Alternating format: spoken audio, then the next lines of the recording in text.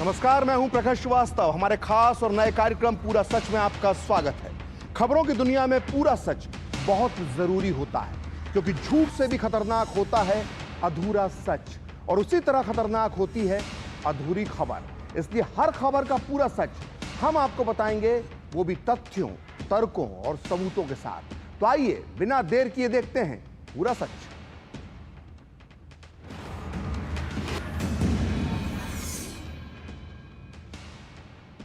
पूरा सच यानी पूरी खबर। और आज पूरा सच में हम बात करेंगे कश्मीर के चुनावों की, जिसमें 370 सबसे बड़ा मुद्दा बन चुका है।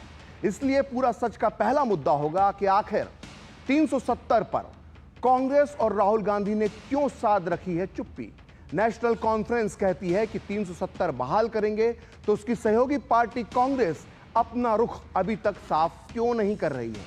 आखिर कांग्रेस को 370 से लेकर कौन सा डर सता रहा है। आज पूरा सच में दूसरा मुद्दा होगा, जम्मू कश्मीर में बीजेपी ने जारी कर दिया है अपना संकल्प पत्र, और इस मौके पर गृह मंत्री अमित शाह ने कहा है कि 370 अब इतिहास बन चुका है और अब ये कभी लौटकर वापस नहीं आएगा। आज पूरा सच में हम आपको बताएंगे कि नेशनल कॉन्फ्रेंस और बीजेपी के संकल्प पत्र में क्या अंतर है। आज पूरा सच में तीसरा मुद्दा होगा राहुल गांधी की जाति वाली राजनीति का डीएनए टेस्ट। आज सवाल उठेगा कि जाति जनगणना और ओबीसी चिल्लाने वाले राहुल गांधी को क्या आरक्षण पर अपने पिता राजीव गांधी और दादी इंदिरा गांधी के विचार नहीं मालूम है। तो बिना देर किए देखते हैं पूरा सच पूरे विस्तार के साथ।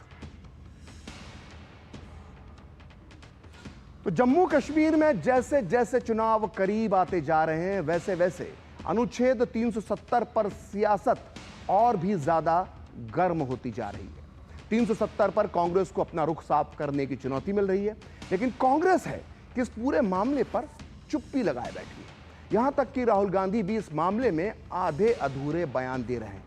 जम्मू कश्मीर में चुनावी प्रचार के दौरान राहुल ने यह तो कहा कि अगर कांग्रेस की सरकार बनती है तो वो राज्य का स्टेटहुड वापस कर देंगे, यानी पूर्ण राज्य का दर्जा दे देंगे। लेकिन एक बार फिर अनुच्छेद 370 के मसले पर उन्होंने कोई बयान नहीं दिया। इससे पहले एक हफ्ते पहले जब राहुल गांधी जम्मू कश्मीर के दौरे पर थे, तो पार्टी नेताओं का फीडबैक लेने के लिए वो वहां पर पहुंचे थे। तब भी उन्होंने अनुच्छेद 370 के मुद्दे पर सुई पटक सन्नाटा वाला मोड अपना लिया था। दरअसल कांग्रेस की मुश्किल है उसकी सहयोगी पार्टी नेशनल कॉन्फ्रेंस, जिसने अपने घोषणा पत्र में साफ कर दिया है कि अगर हमारी सरकार बनती है तो अनुच्छेद 370 और 35A की बहाली की जाएगी। और ऐसे में क्या समझा जाए? क्या 370 के मुद्दे पर कांग्रेस नेशनल कॉन्फ्रेंस से अलग सोचती है, या फिर कांग्रेस की 370 बहाल करने को लेकर मौन सहमति है? और क्या इसकी वजह यह है कि कश्मीर की चंद सीटों के लिए वो बाकी पूरे देश में अपना राजनीतिक नुकसान नहीं करवाना चाहती है? क्योंकि कांग्रेस अच्छी तरह से जानती है कि देश के ज्यादा से ज्यादा लोगों ने 370 हटाए जाने का स्वागत किया था। उधर दूसरी तरफ कांग्रेस की चुप्पी पर बीजेपी लगातार हमलावर है। बीजेपी का कहना है कि कांग्रेस को चुनावों में जाने से पहले 370 पर अपना रुख स्पष्ट करना चाहिए। इतना ही नहीं, बीजेपी ने जम्मू कश्मीर में कांग्रेस और नेशनल कॉन्फ्रेंस के बीच गठबंधन को भी आरक्षण और राष्ट्रवाद के खिलाफ बताया है। मैं राहुल गांधी जी को पूछना चाहता हूं कि आप देश की जनता के सामने और जम्मू कश्मीर की जनता के सामने स्पष्ट करें, आपका मौन धारण करने से कुछ नहीं होता। क्या नेशनल कॉन्फ्रेंस के एजेंडा के साथ कांग्रेस पार्टी सहमत है या नहीं है? आप हाँ या ना में जवाब दीजिए। मुझे मालूम है वो नहीं देंगे, मैं बता देता हूं वो पूर्णतया सहमत है। तो इस बीच राहुल गांधी और कांग्रेस की चुप्पी के बीच जम्मू कश्मीर चुनाव के लिए भारतीय जनता पार्टी ने अपना संकल्प पत्र जारी कर दिया है। गृह मंत्री अमित शाह ने भाजपा का संकल्प पत्र जारी करते हुए यह साफ कहा कि अनुच्छेद 370 अब इतिहास बन चुका है और ये फिर कभी वापस लौट कर नहीं आएगा। उन्होंने ये बातें नेशनल कॉन्फ्रेंस के घोषणा पत्र पर हमला करते हुए कही। भाजपा ने जहां अपने घोषणा पत्र में 25 संकल्पों की बात की है, वहीं नेशनल कॉन्फ्रेंस ने 370 और 35A को की जो बहाली है उसके साथ पूर्ण राज्य का दर्जा वापस दिलाने समेत 12 गारंटी दी थी। आइए देखते हैं कि भाजपा और नेशनल कॉन्फ्रेंस के घोषणा पत्र के अंतर का पूरा सच क्या है। तो नेशनल कॉन्फ्रेंस ने जहां अपने घोषणा पत्र में अनुच्छेद 370 और 35A की बहाली की बात की है, वहीं बीजेपी ने अपने संकल्प पत्र में अनुच्छेद 370 को इतिहास की बात बताते हुए कहा है कि यह फिर कभी वापस नहीं लौटेगा। यह सबसे बड़ा अंतर दोनों पार्टियों के घोषणा पत्र में है। वहीं नेशनल कॉन्फ्रेंस ने अपने घोषणा पत्र में शंकराचार्य पर्वत को तख्ते सुलेमान और हरि पर्वत का नाम बदलकर कोहे मारा करने की बात कही है। वहीं भाजपा ने अपने संकल्प पत्र में आतंकवादियों के हाथों नष्ट हुए सभी हिंदू मंदिरों के पुनर्निर्माण की बात कही है। यह बहुत बड़ा अंतर है। और दूसरा अंतर है, अब बात करते हैं तीसरे अंतर की। नेशनल कॉन्फ्रेंस ने जहां आरक्षण नीति की समीक्षा की बात कही है, यानी वो आरक्षण को खत्म करने की तरफ इशारा कर रही है, वहीं बीजेपी के संकल्प पत्र में साफ लिखा है कि 370 हटने के बाद जो राज्य में जो आरक्षण लागू हुआ है वो हर हाल में जारी रहेगा। यानी जम्मू कश्मीर में वर्तमान आरक्षण नीति जारी रहेगी अगर बीजेपी सत्ता में आई तो। और चौथा अंतर, नेशनल कॉन्फ्रेंस ने अपने घोषणा पत्र में पाकिस्तान के साथ बातचीत करने की बात कही है। वहीं बीजेपी ये श्वेत पत्र लाने की तैयारी में है जिसमें आतंकवाद के खिलाफ पीड़ितों को न्याय दिलाने की बात कही गई है। बीजेपी के संकल्प पत्र में पाकिस्तान से बातचीत का कहीं कोई जिक्र नहीं है, बल्कि अमित शाह ने तो यह तक कह दिया है कि बम धमाके के साथ वार्ता साथ में नहीं चल सकती है। तो केंद्रीय गृह मंत्री अमित शाह ने आरक्षण के मुद्दे पर क्या कुछ कहा, आइए अब आपको सुनाते हैं।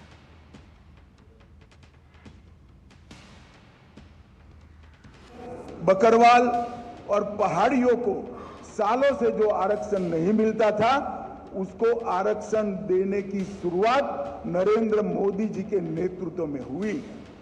हमने एनसी का एजेंडा देखा है, उन्होंने कहा है कि हम इस पर पुनः विचार करेंगे।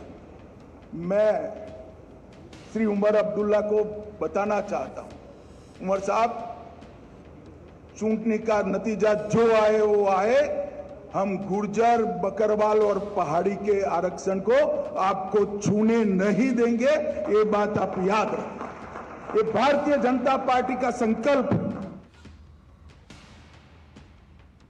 कांग्रेस और नेशनल कॉन्फ्रेंस 370 को फिर से लागू कर जम्मू कश्मीर में दलितों, गुर्जरों, पहाड़ियों और ओबीसी को मिलने वाले आरक्षण को खत्म करना चाहती है। आइए अब पूरा सच जानते हैं कि आखिर 370 हटने से जम्मू कश्मीर के जो वंचित तबका है वो आरक्षण से कैसे बाहर हो जाएगा। तो 2019 में 370 को समाप्त किए जाने से जम्मू कश्मीर में समाज के वंचित तबकों को आरक्षण का लाभ देने का रास्ता साफ हुआ था। जस्टिस शर्मा आयोग की सिफारिश के बाद राज्य में एसटी आरक्षण के लाभ के लिए पहाड़ी, बकरवाल और गुर्जर समुदाय को शामिल किया गया है। 6 फरवरी को लोकसभा में एक विधेयक पारित किया गया। इससे जम्मू कश्मीर में पहाड़ी समुदाय, जिनमें गद्दी, ब्राह्मण, कोली और पदरी शामिल हैं, उनको अनुसूचित जनजाति का दर्जा दिया गया था। वहीं एक और विधेयक के जरिए जम्मू कश्मीर की अनुसूचित जाति की जो लिस्ट है उसमें वाल्मीकि समुदाय को शामिल किया गया। तो 370 किस तरह से आरक्षण विरोधी है, यह समझने के लिए आइए सुनते हैं देश के जाने माने संवैधानिक विशेषज्ञ डॉक्टर डीके दुबे साहब का क्या कहना है।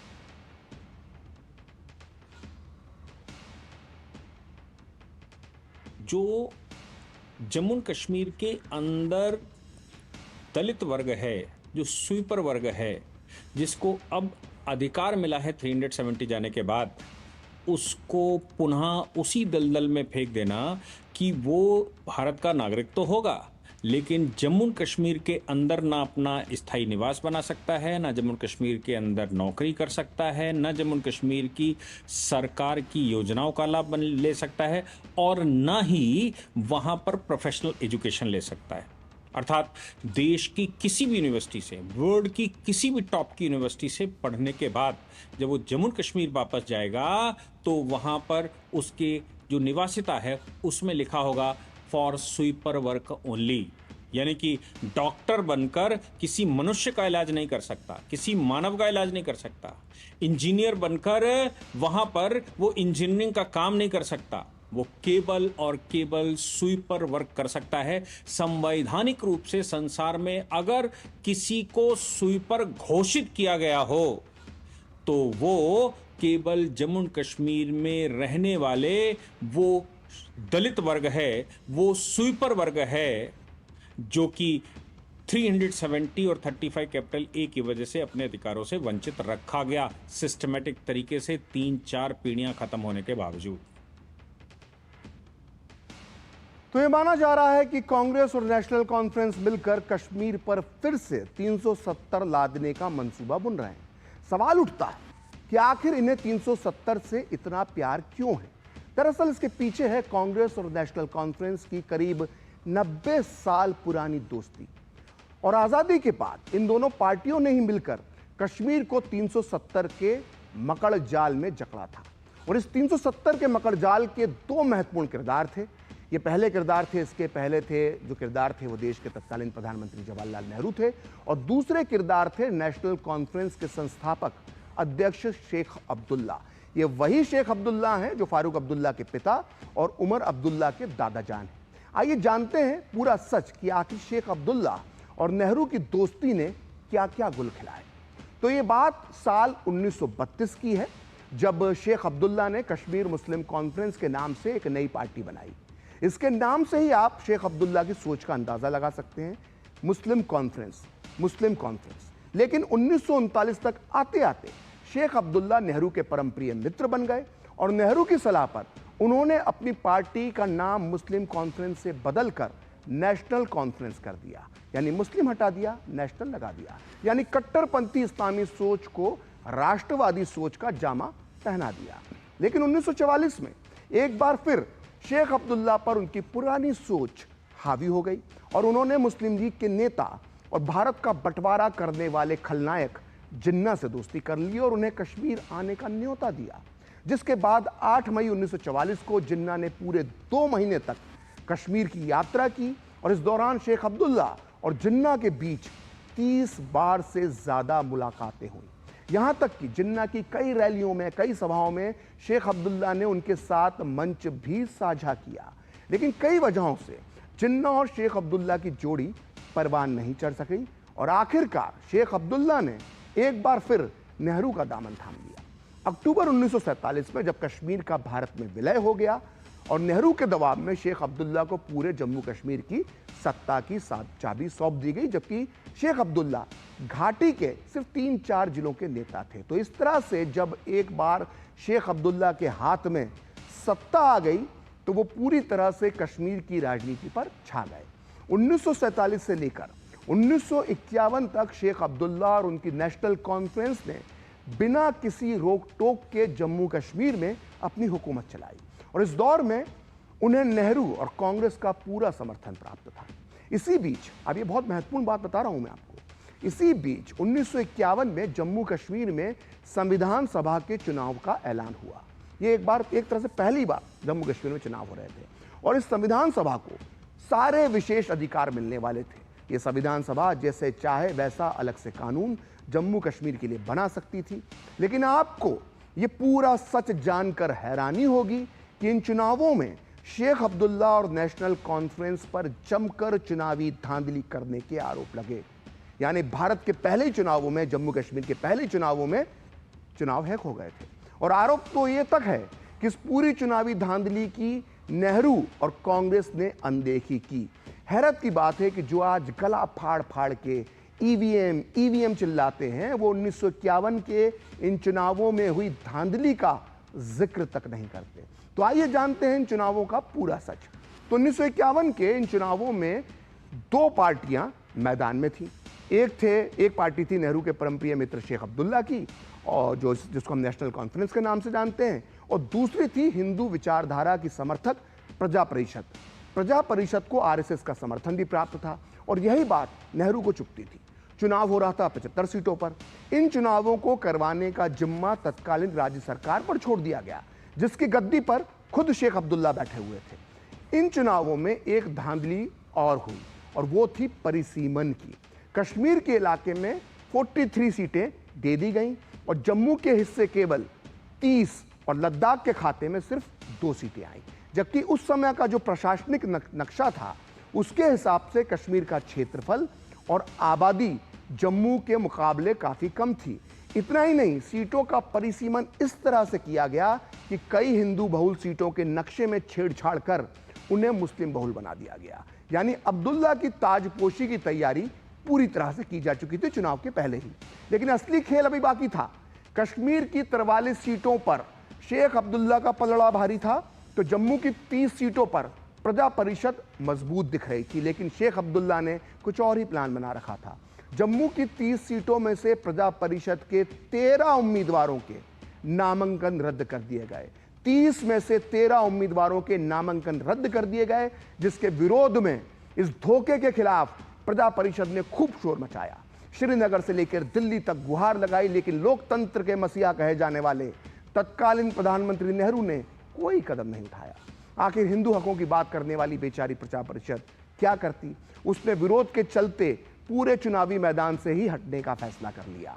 नतीजा, जम्मू कश्मीर और लद्दाख की सभी 75 सीटों पर शेख अब्दुल्ला की नेशनल कॉन्फ्रेंस बिना किसी विरोध के, बिना किसी मत को डाले, बिना किसी चुनाव के जीत गई। यानी कि पूरे राज्य में वोट डालने की जरूरत ही नहीं पड़ी। और इस शर्मनाक चुनावी धांधली पर अमेरिका की पूर्व विदेश मंत्री मैडलिन अल्ब्राइट के पिता जोसेफ कॉर्बेल, जो कश्मीर मामलों के एक बहुत बड़े जानकार थे, उन्होंने 1954 में प्रकाशित अपनी मशहूर पुस्तक डेंजर इन कश्मीर में जो लिखा था उसे आपको ध्यान से सुनना चाहिए। उन्होंने लिखा था कि इससे अच्छी जीत कोई तानाशाह भी प्राप्त नहीं कर सकता। तो सुना आपने, तानाशाह। जोसेफ कॉर्बेल ने किसे तानाशाह कहा था, यह फैसला आपको करना है। यहां इस बात का उल्लेख करना भी जरूरी है कि शेख अब्दुल्ला सिर्फ कश्मीर घाटी के कुछ जिलों के नेता थे। जम्मू और लद्दाख की जनता में उनका कोई प्रभाव नहीं था। लेकिन शेख अब्दुल्ला को समूचे राज्य पर थोप दिया गया, वो भी नेहरू की मदद से। और कश्मीर की पूरी संविधान सभा थाली में परोसकर शेख अब्दुल्ला के सामने आ गई। और संविधान सभा में हिंदुओं की आवाज उठाने वाला कोई नहीं था। इसका अंजाम क्या हुआ, ये हम सबको मालूम है। तो कश्मीर की संविधान सभा ने क्या क्या गुल खिलाए, ये सब हम जानते हैं, इतिहास में दर्ज है। और इसका दर्द कश्मीर और भारत ने आज तक भोगा है। तो 1951 की इस चुनावी धांधली का पूरा सच जानने के बाद अब आप सोच रहे होंगे कि इन चुनावों में कांग्रेस मैदान में क्यों नहीं उतरी थी। दरअसल ये बहुत कम लोग इस देश में जानते हैं कि नेहरू ने कश्मीर में बहुत सालों तक कांग्रेस की राज्य इकाई का गठन ही नहीं किया। यहां तक कि आजादी के पहले से ही भारत के हर राज्य में कांग्रेस की एक प्रदेश इकाई होती थी। यहां तक कि जो प्रिंसली स्टेट थे वहां भी कांग्रेस का संगठन कार्य करता था। लेकिन नेहरू के दबाव में उनके जीते जी कश्मीर में कभी कांग्रेस की राज्य इकाई नहीं बनाई गई। आजादी के बाद भी कश्मीर में कांग्रेस की राज्य इकाई नहीं बनाई गई। नेहरू का मानना था कि शेख अब्दुल्ला की पार्टी नेशनल कॉन्फ्रेंस ही कांग्रेस का हिस्सा है, इसलिए वो कांग्रेस की नीतियों पर चलती है, इसलिए किसी नई पार्टी बनाने की जरूरत नहीं है। यानी आज जो आप दोस्ती देख रहे हैं वो बहुत पुरानी है, ये याराना बहुत पुराना है। यही वजह है कि 1951 के चुनाव में कांग्रेस मैदान में नहीं उतरी और नेहरू ने पूरा समर्थन शेख अब्दुल्ला और उनकी पार्टी नेशनल कॉन्फ्रेंस को दे दिया। लेकिन 1953 तक आते आते नेहरू और शेख अब्दुल्ला की दोस्ती में दरार पड़ गई और नेहरू सरकार ने इसी साल शेख अब्दुल्ला को गिरफ्तार कर लिया। लेकिन इसका असर कांग्रेस और नेशनल कॉन्फ्रेंस की दोस्ती पर नहीं पड़ा। इसी साल नेहरू की इच्छा से शेख अब्दुल्ला की जगह बख्शी गुलाम मोहम्मद नेशनल कॉन्फ्रेंस के मुखिया चुन लिए गए और साथ ही साथ वो जम्मू कश्मीर की गद्दी पर बैठ गए। यानी चेहरा बदल गया, लेकिन कांग्रेस और नेशनल कॉन्फ्रेंस की दोस्ती कायम रही। यहां तक कि 1957 और 1962 के चुनाव में भी कांग्रेस जम्मू कश्मीर में मैदान में नहीं उतरी और कांग्रेस की कमी नेशनल कॉन्फ्रेंस चुनाव जीतकर पूरी करती रही। 1964 में तत्कालीन प्रधानमंत्री नेहरू की दुखद मृत्यु के बाद कश्मीर की राजनीति में थोड़ा थोड़ा परिवर्तन दिखना शुरू होता है। नेहरू ने अपने जीते जी जम्मू कश्मीर में कांग्रेस की राज्य इकाई का गठन नहीं किया, लेकिन इनकी मृत्यु के बाद 1965 में करीब करीब पूरी की पूरी नेशनल कॉन्फ्रेंस कांग्रेस में शामिल हो गई और इस तरह से पहली बार जम्मू कश्मीर में कांग्रेस अस्तित्व में आती है, कांग्रेस की एंट्री होती है और 1967 में वो पहली बार राज्य में चुनाव लड़ती है और विजयश्री को प्राप्त करती है। यानी आजादी के पूरे 20 साल बाद ग्रैंड ओल्ड पार्टी कांग्रेस पहली बार जम्मू कश्मीर की राजनीति में एंट्री मारती है। और वहीं दूसरी तरफ नेशनल कॉन्फ्रेंस को शेख अब्दुल्ला फिर से जीवित करने की कोशिश करते हैं और 1974 में एक बार फिर वो तत्कालीन प्रधानमंत्री नेहरू की बेटी इंदिरा गांधी के साथ समझौता कर लेते हैं और सत्ता में वापसी कर लेते हैं और 1987 तक नेशनल कॉन्फ्रेंस राज्य की सत्ता पर काबिज रहती है। तो ये थी नेशनल कॉन्फ्रेंस और कांग्रेस के याराना की कहानी। तो पूरा सच में अभी वक्त है एक ब्रेक का, और ब्रेक के बाद बात करेंगे जातिगत जनगणना की सियासी पड़ताल और बताएंगे जातिगत जनगणना का क्या है पूरा सच।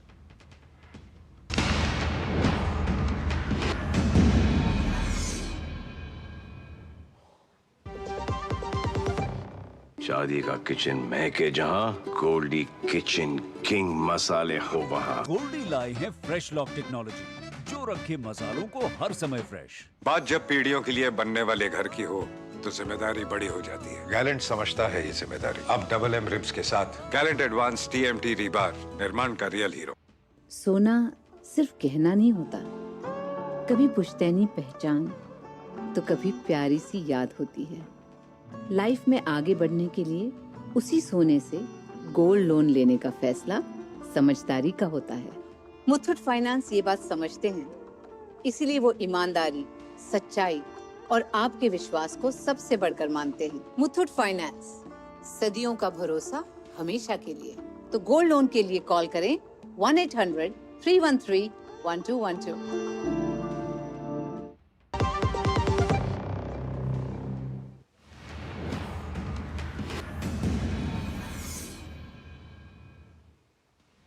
तो ब्रेक के बाद पूरा सच में आपका स्वागत है और अब बात जातिगत जनगणना की। कांग्रेस पार्टी पारंपरिक चुनावी रणनीति से दूर जातिगत जनगणना की बात कर रही है इन दिनों। ये कांग्रेस की मजबूरी बनती जा रही है। जातिगत जनगणना की मांग उठाकर कांग्रेस क्षेत्रीय दलों के साथ आ खड़ी हुई है और एक समय था जब कांग्रेस के प्रधानमंत्री राजीव गांधी के आरक्षण पर कुछ और ही विचार थे।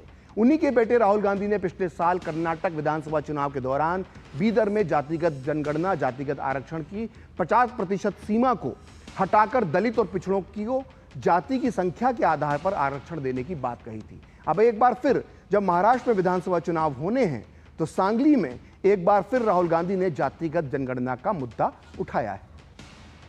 हमने जाति जनगणना की बात की। हमने कहा कि देखिए, देश में पता लगाना है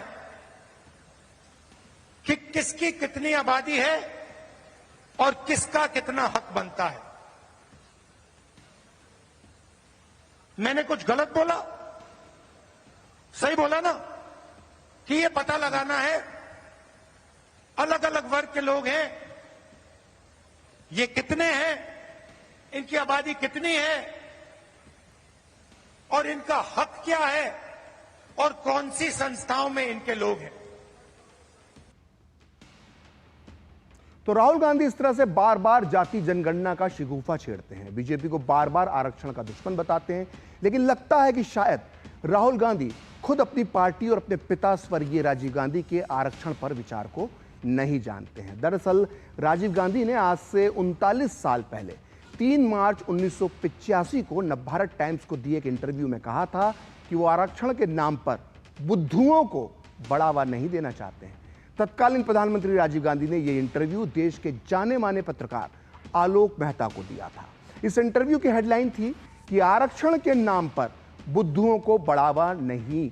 ये बड़ी बात यह है कि आरक्षण को लेकर राजीव गांधी के जो विचार थे वो अब कांग्रेस पार्टी के लिए गले की फांस बन सकते हैं। आप टीवी स्क्रीन पर देख सकते हैं राजीव गांधी का ये इंटरव्यू जो 3 मार्च को 1985 को प्रकाशित हुआ था। आइए हम बताते हैं इस इंटरव्यू में राजीव गांधी ने क्या कहा था।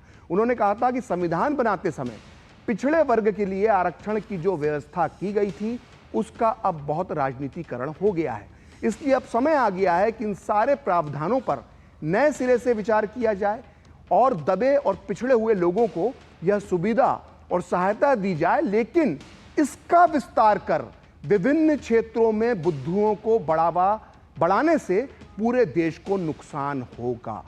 सोचिए कितनी बड़ी बात, आरक्षण विरोधी बात राजीव गांधी ने इस इंटरव्यू में कही थी।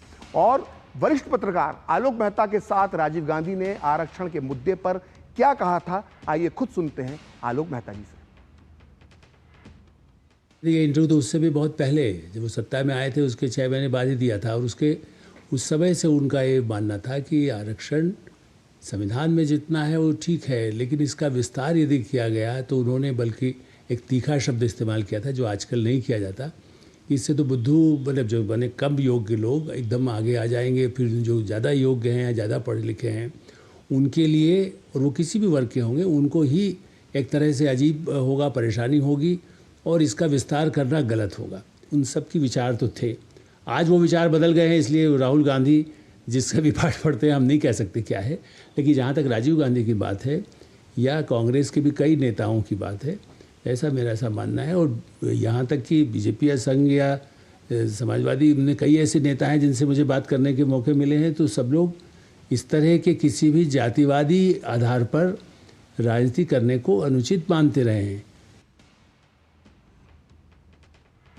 तो आज पूरा सच में इतना ही। अगले सप्ताह यानी सोमवार को फिर होगी आपसे मुलाकात अपने इस विशेष कार्यक्रम पूरा सच में किसी और सियासी मुद्दे की पड़ताल के साथ। तो मुझे और मेरी पूरी टीम को दीजिए अनुमति। नमस्कार।